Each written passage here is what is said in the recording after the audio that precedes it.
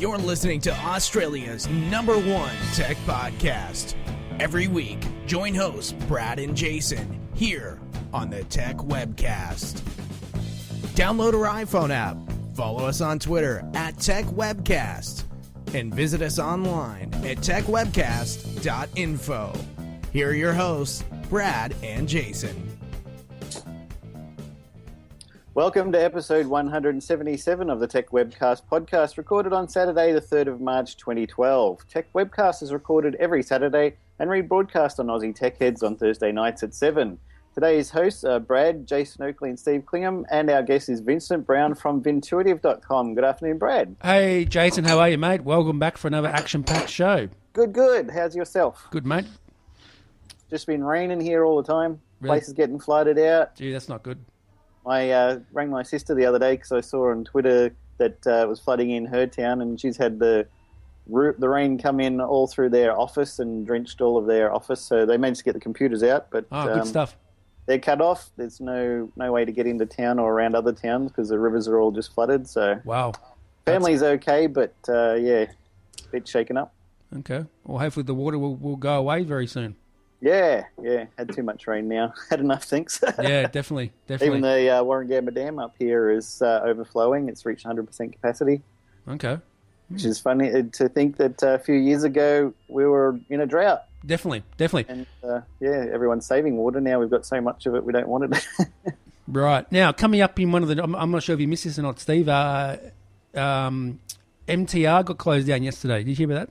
Yeah, radio station. Yeah, in Melbourne here. We'll have to chat about that during the show, but I hope that's in one of the news stories, hopefully. They pulled the plug on it almost in the middle of a show, too. They did. Yes, they did. Yeah, interesting story. We'll talk about that. Wow. It's all to do with money. Also, Steve. Hey, Steve. Yeah. What's up, mate?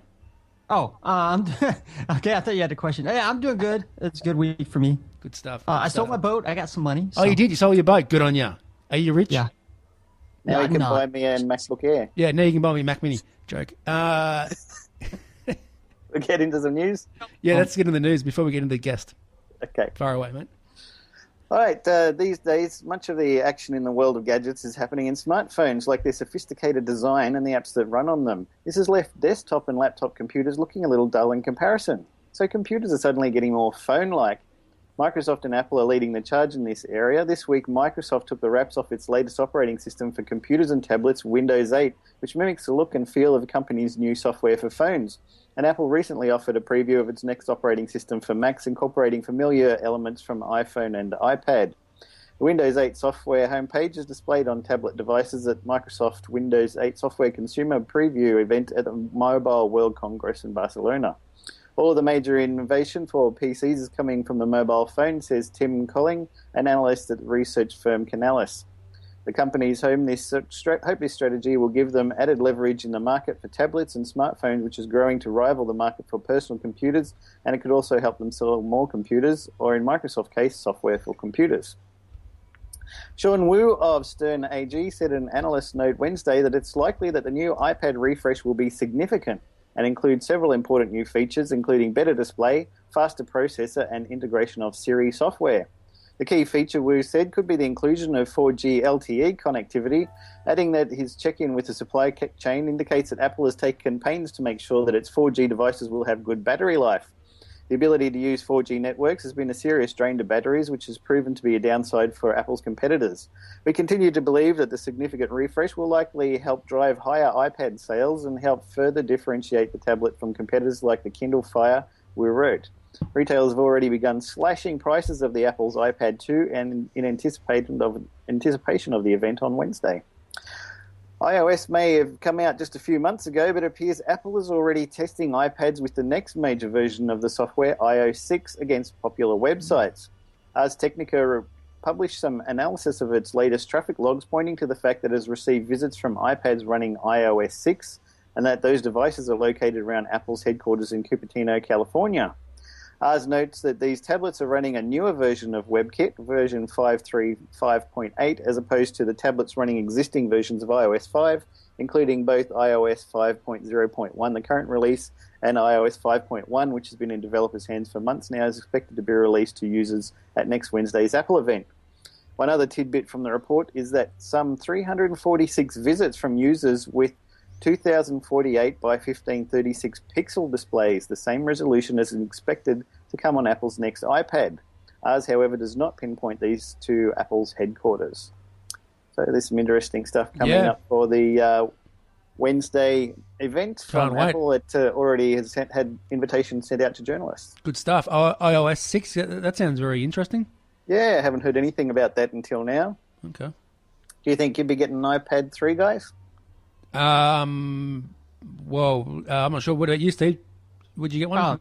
No. The 2, I think, does everything I need. What about you, Jason? Same. Yeah, I'm the same. I think I'm the same happy too. With my 2. But, I may change my mind when it comes out. Yeah, I'm like that. No, don't worry. I don't want that. Oh, it's that. Wow, that's really good. I want one. What do you think will be in it, Jason, do you reckon? What's going to be in it? I think those things that I was mentioning in the news, maybe the Siri. I saw Siri, that I think it's Mercedes is going to put Siri into its Class A cars in the future as well, which would be interesting. That'd be cool. I think the Retina display has been pretty much anticipated with the iPad 3, I think. Yep. 4G would be nice. I mean, in Australia, the carriers have been rolling out 4G over the last year, so it's definitely around, mostly only in the capital cities, but they'll have to roll it out elsewhere as well. Definitely. All right, well, do you want to talk about MTR first, or do you want to talk to the MTR got closed down yesterday, Jason. Yeah, the radio station just had the plug pulled on them. They thought they had some announcements, and the guy said, "Nope, that's it, goodbye," and off they were gone. Interesting. It probably won't come back, will it? The whole radio station will be gone and then replaced with another one straight away.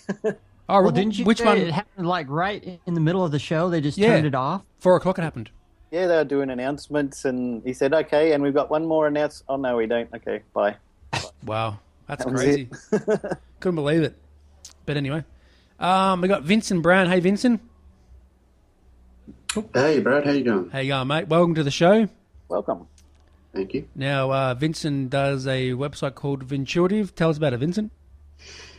Well, it's a website that is just supporting my business, Vintuitive, which is web design for small businesses and small business promotion. Good stuff. So, I use social media to promote local businesses. Cool. All right. Now, you do web hosting? Yeah, yep. What do you charge for that? What's that? What do you charge for the web hosting first? Oh, it depends on the client, really. Okay. If it's just a static website, about $80. Cool. But if it's a WordPress installation or something that requires sort of database stuff, it's generally about $120. Okay, nice. So is that $80 for the year for the hosting? Yep. Good. Oh, that's cheap. Wow, that's cheap. Okay. Yeah, but Sorry? I was just going to say, hardly anyone these days wants a static old HTML website. They want a bit more interactivity and... and that's the great thing about database-driven websites like content management systems like WordPress and Joomla and Drupal is that you can give the client a little bit more power by saying, well, you're not going to have to employ me every time you need to change the prices or something.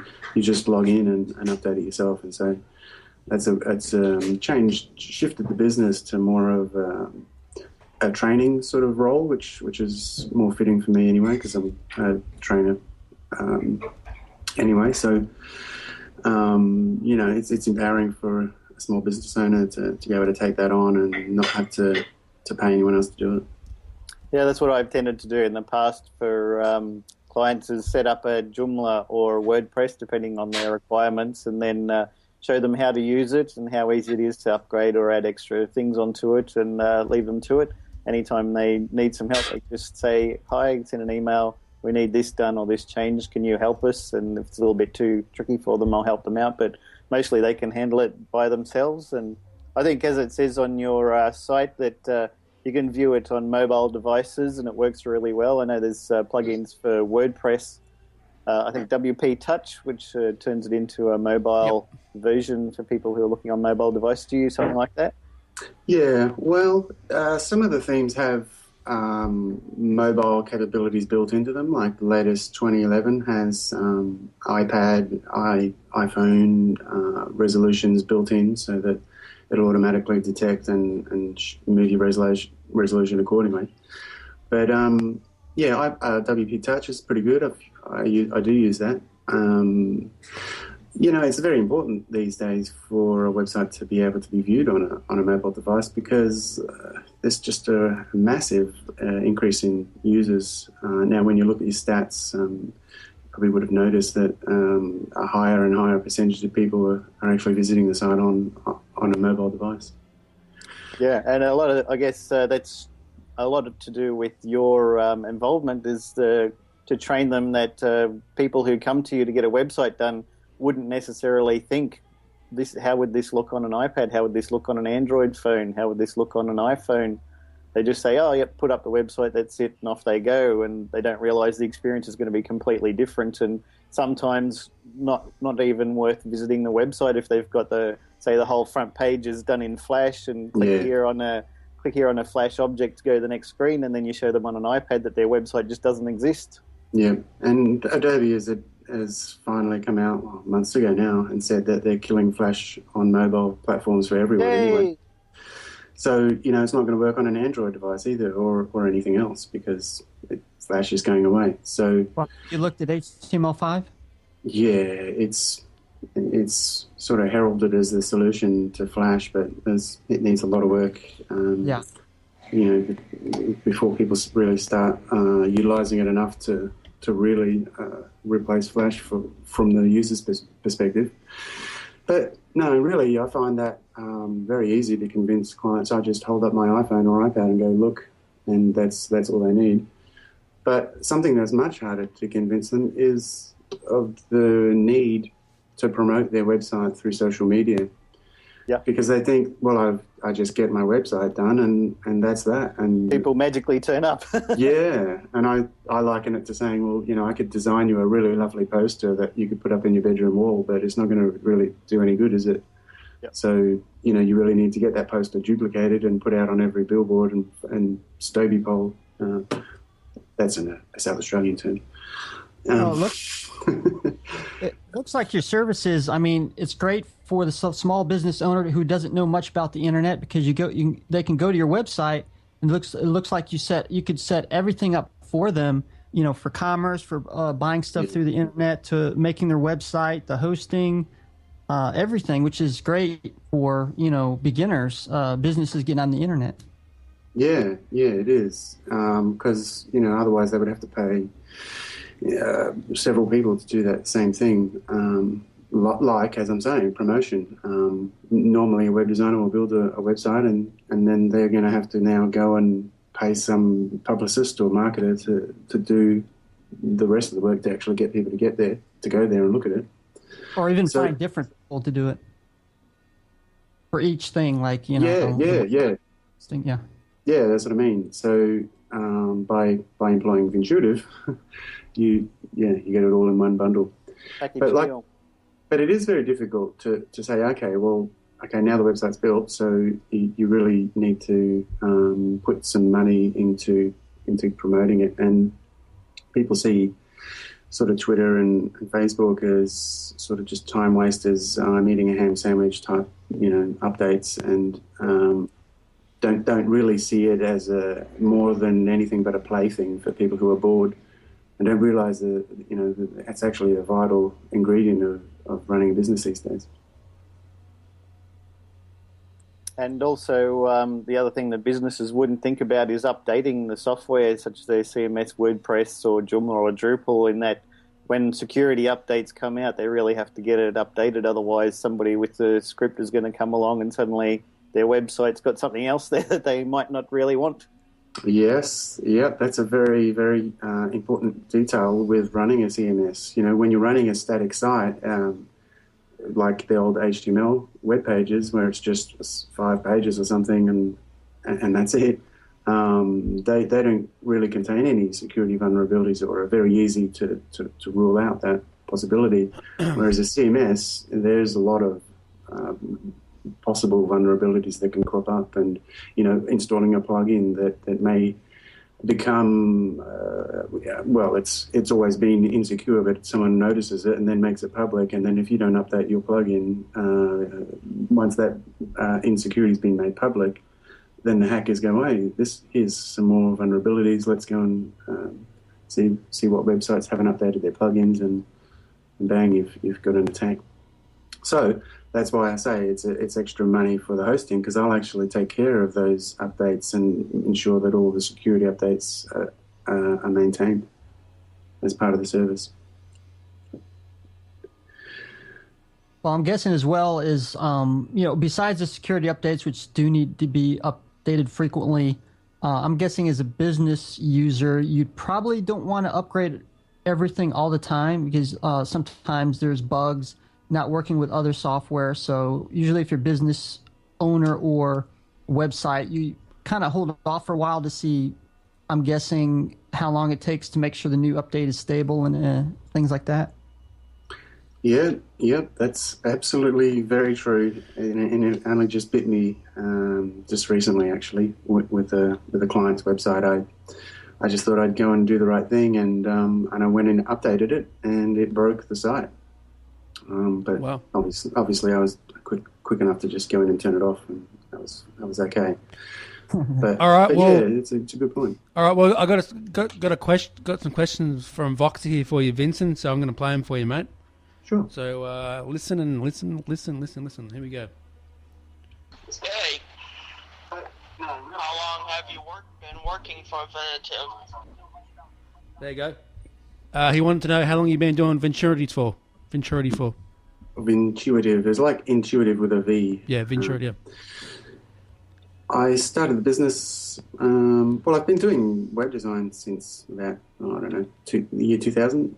Okay. But really didn't just jump into it full time until I resigned from full time employment about 5 years ago now. All right. So I've been doing it pretty much full time since then. But yeah. All right. I guess that's it. Next question. Here you go. Any good anything on Eevee? This question's for Steve. How are you today, Steve? Doug said Eevee? Messages on the podcast. What did he say? He was asking how you are. Well, I'm doing good. The first question, I'm doing good. Something about Eevee. What was that about Eevee?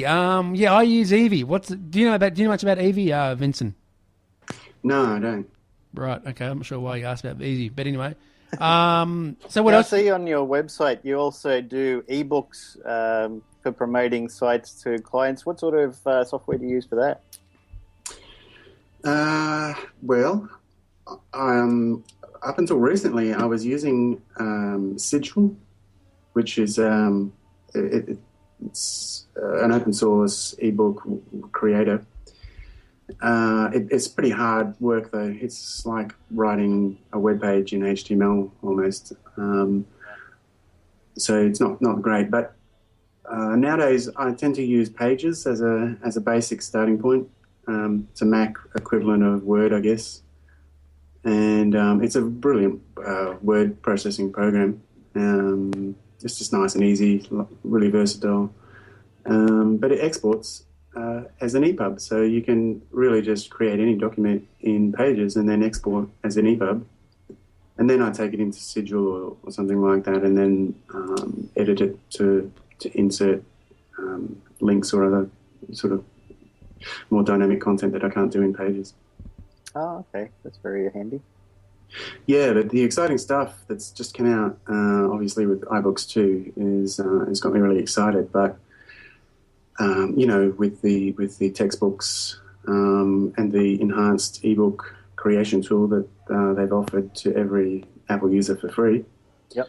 Or every Apple user with the latest operating system. So, yeah, unfortunately I'm stuck on an older operating system, so I can't use that until I upgrade. Cool. But and they also have limits on that as well, what you can do with the output from their application, don't they? Well, they recently revised that, and they're a lot more open now. well, actually, they really just clarified it because people were saying, well, what if I created a PDF? Could I not even sell that on my own website? Because they basically said the terms were such that it wasn't quite clear that they were speaking specifically about this new .ibook format, which is a bit controversial in itself because, they sort of went the right way with EPUB 2, whereas the Kindle was doing their own Mobi format. iOS said, no, we're going to stick to the standard EPUB format. Now they've sort of gone and done an Amazon and created their own sort of proprietary format of .ibooks. So while it is ebook 3 format, it's sort of in their own version of that. Which is so you can use that to export a normal EPUB as well as an iBook one, or is it locked down to just iBooks now? I think it's PDF, text, and iBook format. I think those are the three, as far as I know. Yeah, I think you're right. Yeah. And how do you get that the new content you've created onto the client's device? Do you have to put that in the App Store and they buy it or get it free, or can you just transfer it straight to them? No, the iBooks are great. I'm just talking about the older iBook 2 format. EPUB 2 format. You could probably... No, I just email them. Yeah, email them. Put them up on my website. I've got libraries of ebooks as well that online bookshops that I sell ebooks in. I have a whole nother side life of Egyptology, and I do probably a lot more work on ebooks in Egyptology than on Vintuitive. So I've written a few and put them up on an ebook store in the hope that I can actually sell some. Nice. But yeah, it's one of those things where you have to really pick a very big popular genre, I think, to make any money out of it, because you're charging $1 or $2 per book to really get rid of them. Charge $9, $10, you're never going to sell any. Yeah. So I've been packaging up some of my mother's short stories and poems that she writes. She's a writer, and putting them on the Kindle self-publishing system and using that. Yeah, how are they selling? Oh, well, it's very niche, so she hasn't sold a heck of a lot of it, but I need to do a lot more promotion as well. I've only just recently published a book of short stories, and now I need to put together the poems and publish those and then promote it as well. And have you released into the iBook store? No, I haven't done an iBooks version of it. I haven't actually even looked at the iBooks author application as yet. Why is that?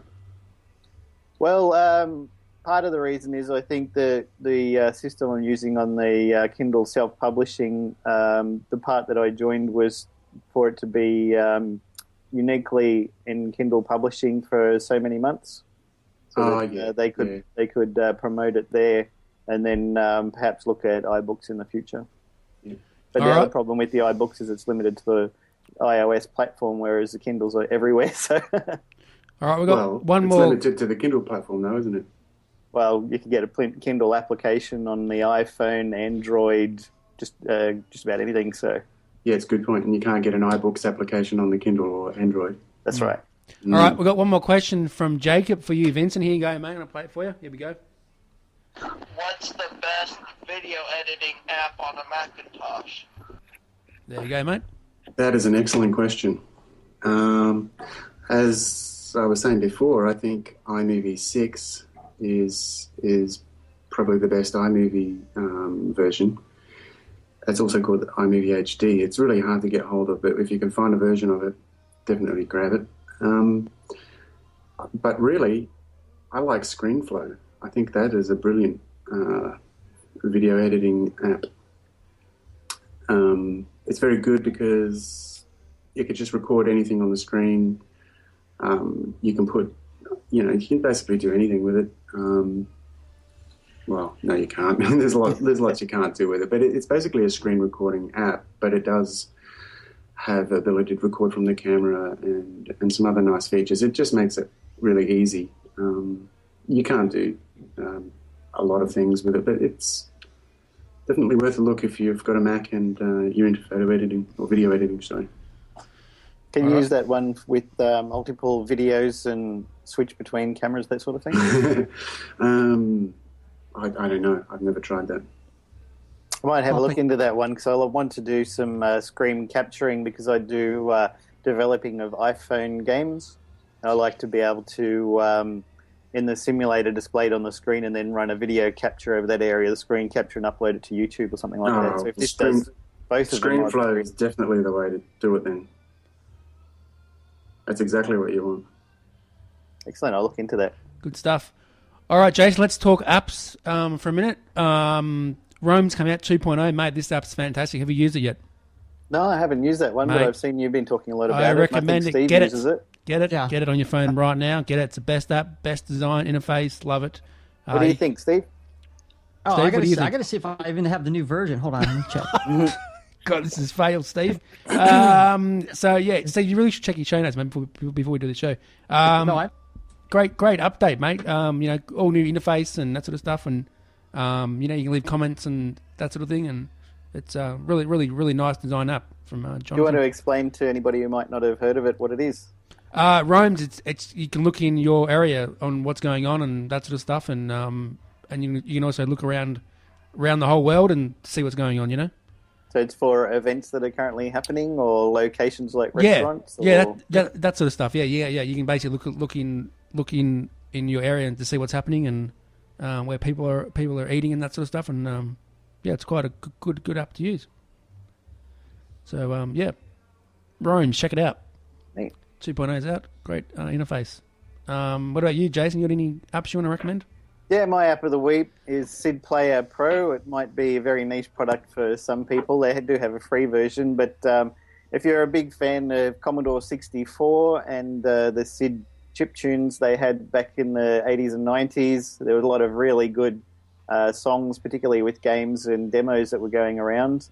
This hooks into the Sid website, downloads all of the tunes there and can play it right on your iPhone or iPad or whatever you've got. So nice. You can make playlists and put in your favourite tunes and relive the old days with a bit of nostalgia. So it's Sid Player Pro. Good stuff. Check it out. What about you, Vincent? You got any? Now you just got an iPad not long ago. What are your thoughts on the iPad? No, I love it, and I have like a whole ton of apps I can suggest, but it's hard to lock it down onto one. Yeah. Because what I've been doing is going through all of my apps and getting rid of the iPhone apps and replacing them with iPad apps and finding new great iPad apps as well. Definitely, mate. Definitely. So just going along the theme of the last app is one called Midway Arcade. Okay. Oh yes, I heard. I think it was on one of Leo's shows they were talking about. I think it was Adam Angst who suggested that one. I downloaded it. I think it was $1, and well worth it just for the joust, as Adam was saying. I used to love joust. So if you want to trip down memory lane, one of the things I like about it is that you actually are in an arcade. So you hear ding ding ding of all of the different machines, and you can actually, if you listen, pick out, that's Defender. I can hear happening in the background, and then so you actually walk around.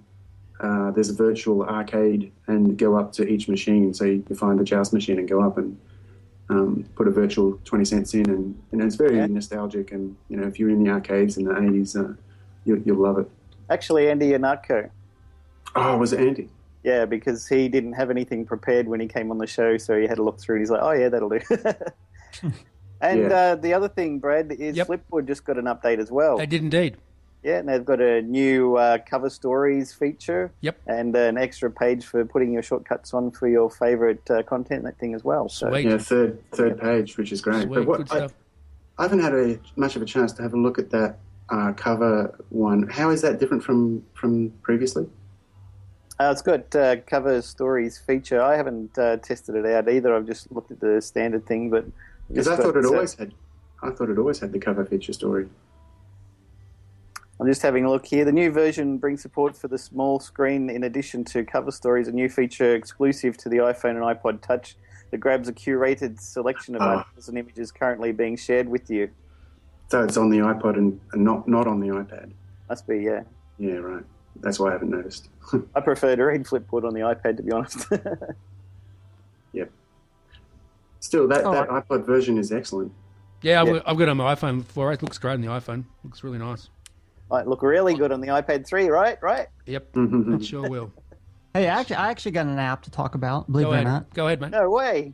Yes, I do. I've been playing around with an app called Soundboard, which is on the Mac, but they came out with a iPad version, and now they come out with Soundboard Remote, where you can remotely control the soundboard on your Mac desktop using your iPad, and I got a video showing that coming up on my show. So, good stuff. Look forward to seeing that. Great. Yeah, can't wait to see it, yeah. Anything else before we go, Jason? Vincent, want to plug anything before you go, mate? Thanks for, hope it's okay. Thanks for adding the ad on your side, mate. Appreciate it. No worries. Where do we find you on the interwebs? Twitter and website and everything. You can find me at vintuitive.com, on Google Plus at vintuitive.com/G+. Yep. At Twitter on, guess what, Vintuitive. Yep. And Flickr on Vintuitive. And also, I'd like to give a bit of an unusual plug to my SoundCloud website. If you've not heard of SoundCloud, it's another excellent iPhone, iPad app. Basically, it's a website that allows you to upload your music to it. So I've been creating some songs in GarageBand, which is another app I really love, and uploading them to SoundCloud. So again, Vintuitive on SoundCloud. Check it out. And you'll see some of the songs. I created them on an iPod Touch, so imagine the limited real estate you've got on the screen of an iPod Touch. And I did these quite sophisticated tunes, like 8 tracks and all sorts of stuff happening in them. Sounds interesting. Definitely check that out. Definitely. Check it out. Yep. All right, Steve, any last words before we go? Steve, where can they find you on the internet, and what's coming up on your show before we go? Give a quick little brief rundown. Okay, I'll try and make it quick. Of course, I'm here on Justin TV, or justin.tv/Linux Cooled, where we also do the live version of the Tech Webcast. And I got a video topic coming up and some show notes for my show. Sweet. And you're on Twitter and also on Facebook, mate. Where can they find you on Google+? Google Plus should be, Stephen Clingham, I think. Yep, that's the one. That's the one. Good stuff. You can find me on Twitter at Brado's on the Tech Webcast. Jason? Yep, bluebilby.com, and on Twitter, Warlock, WAULOK, and at Bluebilby Apps. Good stuff. Now go buy hosting from Vintuitive. Now he does really good. $80 a year, that's cheap. Yeah. $80, that's cheap. I might get hosting. So yeah, thanks, Vincent. No worries. And stay tuned for next week. See you next week, guys. See you next week. See ya. Bye, guys. Hi, Glenn from Aussie Tech Heads. Join Will, Eric and myself as we bring you the latest, most up-to-date, important tech news that affects you from Australia and the world. Weekly podcast available each Friday through iTunes. Watch the live stream recording of the show at live.thesecrethub.com each Thursday night, 7:30pm or GMT +10. Call in live via Skype or chat in our lounge. However you get us, just make sure you do. Listen or visit our website for more information, www.aussietechhead.com.au. Aussie Tech Heads, Australia's longest-running tech news. Thanks for listening. Be sure to check out Tech Webcast on blip.tv and subscribe to our podcast on iTunes to make sure you always have the latest episode at your fingertips. Tech Webcast, Tech Talk for Geeks.